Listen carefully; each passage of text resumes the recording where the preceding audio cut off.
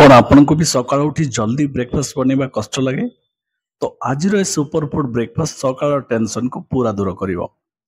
आउ थरे याको परफेक्टली बनेबा सिखिगले सकाळु सकाळु बिना रोषे रे गोटे हेल्दी ब्रेकफास्ट रो आनंद नहीं पारिबे। प्रोटीन फाइबर और बहुत सारा विटामिन रे भरपूर ए स्पेशल रेसिपी ओवरनाइट ओट्स चलंतो बनेबा। नमस्कार, यासन मिलिज किचन रे आपन समस्त को अनेक अनेक स्वागत। ओवरनाइट ओट्स बनैया पई आमको आवश्यक हबो फ्रूट्स रे ठीक कदली आंबो सेव आ नाशपाती रो व्यवहार करूछु। आ ड्राई फ्रूट्स रे काजू आ आलमंड एठी ओट्स दही आ महू को भी साथ रे नेछु। तो फास्ट स्टेप रे फ्रूट्स को काटी रेडी करनवा। ए रेसिपी रो सबटु खासियत हैला एठी फ्रूट्स को आपन को पसंद हिसाब रे आ कम बेसी भी नहीं परिबे। वेट लॉस करबा को चाहुतले ए रेसिपी रो बेस्ट आ किछि भी हे परिबोनी। वेट लॉस पई कदली आ आंबो को स्किप करी केवल सेव आ नाशपाती नहीं परिबे। थंबनेल रु जानि पारुथबे ए रेसिपी बने पई कोनोसी रोसई रे आवश्यक बनी आ ब्रेकफास्ट को हेल्दी करिया पई चीनी किमा खीर भी मिसेबानी जोथरे यार टोटल कैलोरीज भी बहुत कम आसीबो। आ याकु बनेबा एते सहज जे केही भी याकु प्रिपेयर करि परिबे मात्र 5 रु 6 मिनिट भितरे। ओट्स रो प्रॉपर्टी जदी कहिबा तो एथरे भरपूर फाइबर प्रोटीन और एंटीऑक्सीडेंट थाए। ये ग्लूटेन फ्री और विटामिन मिनरल से भी भरपूर। आउ सबुठु बड़ कथा होची ये good source of complex carbs. ता माने बॉडी को कार्बोहाइड्रेट धीरे धीरे जीवो आउ स्टेडी एनर्जी दबो। खाली सेतिकी नुहे ये हमर बैड कोलेस्ट्रॉल को भी कमेवा सहित हार्ट को भी सुस्थ रखिबारे सहायता करिवो। एबे फ्रूट्स कटा रेडी हो जारची। एबे नेक्स्ट स्टेप रे कोन करबा ना 4 रु 5 चम्मच ओट्स को गोटे बाल को नै जिबा। एठी रोल्ड ओट्स रो व्यवहार करूछु, कोनोसी मसाला किबा मिक्स्ड ओट्स रो व्यवहार करबानी। आउ एथरे टिके पानी देई भलो भाबरे ताको धोई नवा।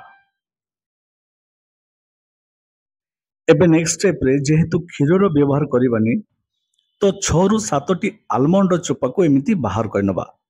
आलमंड को जदी आगरु भिजै रखिथिबे तो चोपा आराम से बाहर जीवो।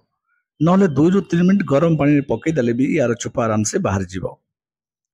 आलमंड रे चोपा बाहर कर देले ये जल्दी डाइजेशन हो जाए। आ जो मान को गैस प्रॉब्लम थाए तो ये एसिडिटी किमा गैस भी हवा को दबनी। एठी सब आलमंड रो चोपा बाहरी सारची आ एबे टिके पानी देई ताकू ग्राइंडिंग कर नवा। आलमंड रो खीरठी रेडी हो सारची। एबे गोटे बाउल रे जो आमे ओट्स को धोई नेतिलु ताकू पकेइबा। आपण चाहिले गोटे काचो जार रे भी याकू रेडी करि परिबे। एबे एथरे मिसेइबा रेडी कर रखिथिबा आलमंड मिल्क आ गोटे चम्मच दही। दही रे गुड बैक्टीरिया थाए जोटा हमर गट हेल्थ पई बहुत भलो। ता छडा एथरे प्रोटीन और विटामिन भी मिल जिवो। एबे एथरे मिसेइबा काटी रखिथिबा फ्रूट सब को। आधा चम्मच महू को भी मिसेइबा। ये पूरा ऑप्शनल, आपण चाहिले महू बदले गुड़ रो व्यवहार करि परिबे। ब्रेकफास्ट को आउ टिके हाई प्रोटीन ऐड करिया पई 4 रु 5 टी काजू को भी साथे रे मिसेइबा। हल्का टिके पानी एठी मिसेइबा। आलमंड मिल्क अधिक थिले यार आवश्यक हबनी। 6 रु 7 टी मखाना को भी एठी ऐड करूछु। ये भी पूरा ऑप्शनल, याकू चाहिले आपण स्किप करि परिबे। एबे सबको भलो भाबरे मिक्स कर नवा। आ बाउल को कवर कर देई सीधा रखिबा फ्रिज रे। याकू हमें राति रे बनौछु आ सकाळ उठिले खाइबा टेंशन गला। एबे सकाळे हमर हेल्दी और मोस्ट डेलिशियस ओवरनाइट ओट्स पूरा रेडी हो सारची। यार कंसिस्टेंसी एमिति रखिबे आ देखिले तो ये बनेबा केते सहज। मॉर्निंग रे जंक फूड्स को छाड़ी ओट्स रो हेल्दी रेसिपी निश्चय ट्राई करंतु। वीडियोटी भल लगिथिले निज लोकमान को सह निश्चय शेयर करंतु। आ एभଳି यूनिक रेसिपी देखिया पई आम चैनल को निश्चय सब्सक्राइब करंतु। पुणी आसीबु नुआ को रेसिपी सह। नमस्कार, जय जगन्नाथ।